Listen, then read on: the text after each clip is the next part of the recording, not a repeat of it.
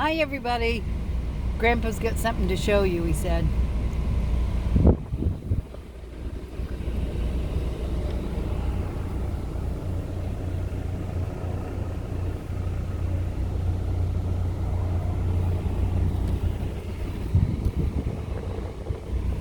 We're at Fielder's Choice. And it has great ice cream. And it also has mini golf. So you'll all have to come try it out. Today's story is Curious George. This is George. He lives in Africa.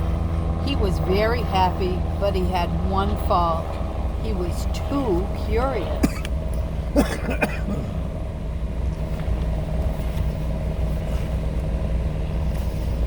One day, George saw a man. He had on a yellow straw hat.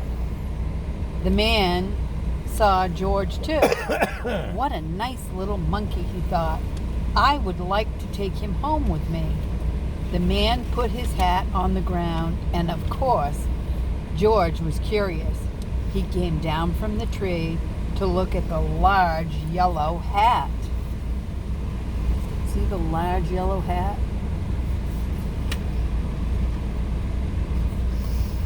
The man with the big yellow hat put George into a little boat, and a sailor rowed them both across the water to a big ship. George was sad, but he was still a little curious. There's the big ship, and look at him. There he is in the little boat. On the big ship, things began to happen. The man took off the bag. George sat on a little stool, and the man said, George, I am going to take you to a big zoo in a big city. You will like it there. Now run along and play, but don't get into trouble. George promised to be good, but it is easy for little monkeys to forget. There he is. See him sitting in the chair? On the deck, he found some seagulls. He wondered how they could fly. He was very curious. Finally, he had to try.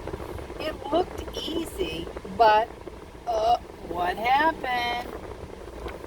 There he is, watching the seagulls, and there he is standing on the railing. What do you suppose happens? And first this, and then this. Where is George? The sailors looked and looked. At last they saw him struggling in the water and almost all tired out. Look at him. He jumped into the water.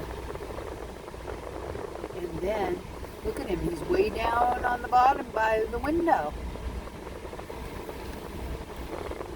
Man overboard, the sailors cried as they threw him a life jacket. George caught it and held on. At last he was safe on board. Look at him. He's spewing all the fish out of his mouth. Oh, that wasn't good. After a good meal and a good pipe, George felt very tired. Look at him. He's smoking a pipe. That's bad. And the PJs are too big for him.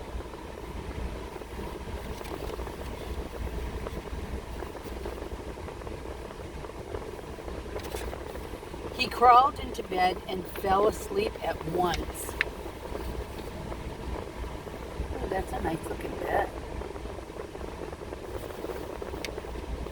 The next morning, the man telephoned the zoo. George watched him. He was fascinated. Then the man went away. George was curious. He wanted to telephone too. 1, 2, 3, 4, 5, 6, 7. What fun. Look at him. He's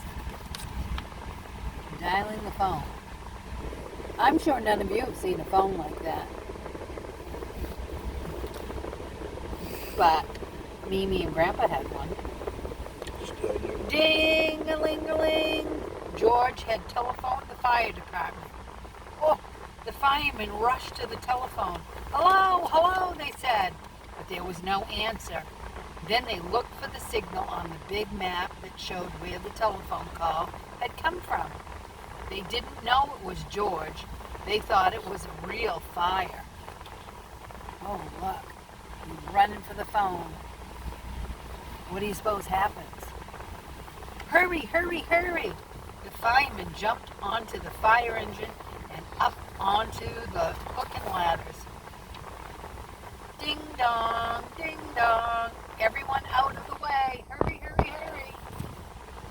Oh, so they're driving fast to get to the house so that they can catch it before it burns down.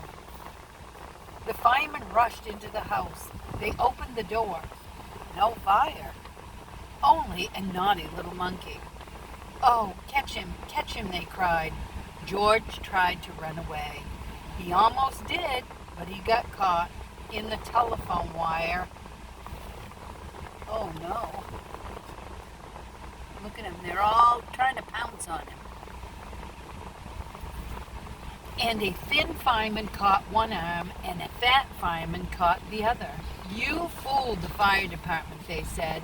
"We will have to shut you up where you can't do any more harm." They took him away and shut him in prison. Oh no.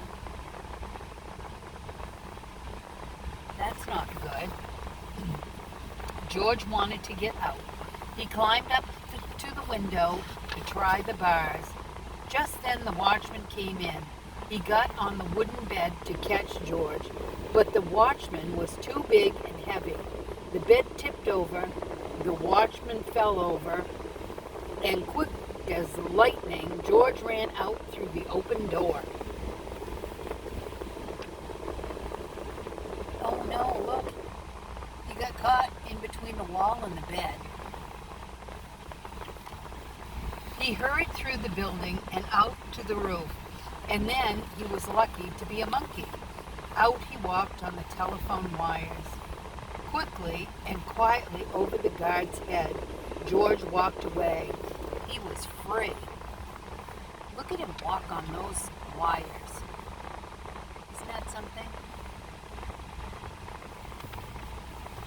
Down in the street, outside the prison walls, stood a balloon man. A little girl bought a balloon for her brother. George watched. He was curious again. He felt he must have a bright red balloon. He reached over and tried to help himself. Look at him. There he is up on the roof trying to get the balloon. Grandpa's hand is in the way of the phone. Inside of one balloon, the whole bunch broke loose. In an instant, the wind whisked them all away, and with them went George, holding tight with both hands. Look at him, he's sailing off in the distance. And the balloon man didn't stop the balloons from going. Up, up he sailed, higher and higher. The houses looked like doll houses, and the people looked like dolls. George was frightened. He held on very tight. Look, here he is, up in the sky, holding on to the balloons.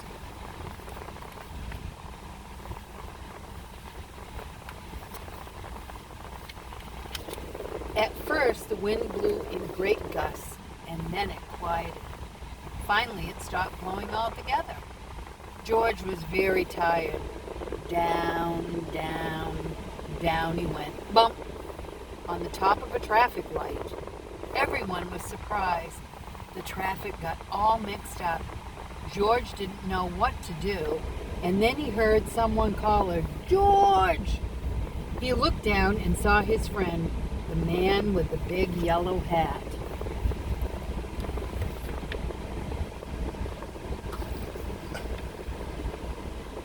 There he is, look at him way up there. To the zoo. What a nice place for George to live.